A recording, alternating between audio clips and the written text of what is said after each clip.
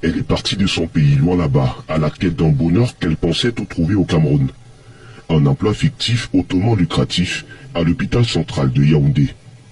Comme elle, 12 autres jeunes de Madagascar et de la République démocratique du Congo sont tombés dans ce schéma bien dessiné via les réseaux sociaux. Ils ont tout simplement été à travers les réseaux sociaux, appâtés par certains Camerounais véreux qui ont fait miroiter la possibilité pour eux d'avoir un travail fortement rémunéré ici, sur place à Yaoundé.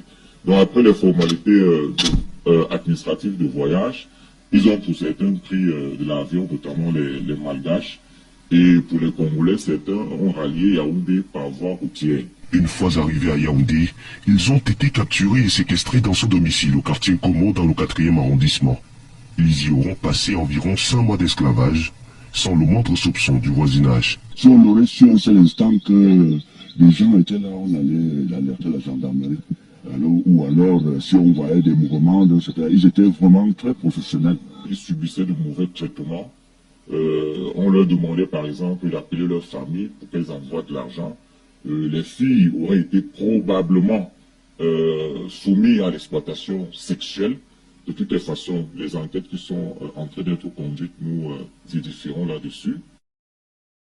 Sauvés par la gendarmerie nationale grâce à des renseignements, les otages ont été conduits au centre médical du secrétariat d'État à la Défense pour vérification de leur état de santé.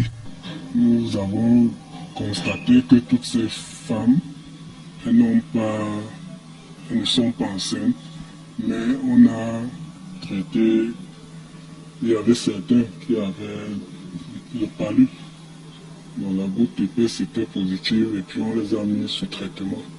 Les 2 principaux cerveaux de l'opération sont aux arrêts, des jeunes la vingtaine révolus. La gendarmerie travaille à l'effet de mettre la main sur tous les membres du réseau, mais aussi stopper les procédures de voyage des 6 autres jeunes filles malgaches qui se préparent actuellement à prendre le vol le 24 mars prochain à destination de Yaoundé. Un seul conseil pour tous les internautes, vigilance sur les réseaux.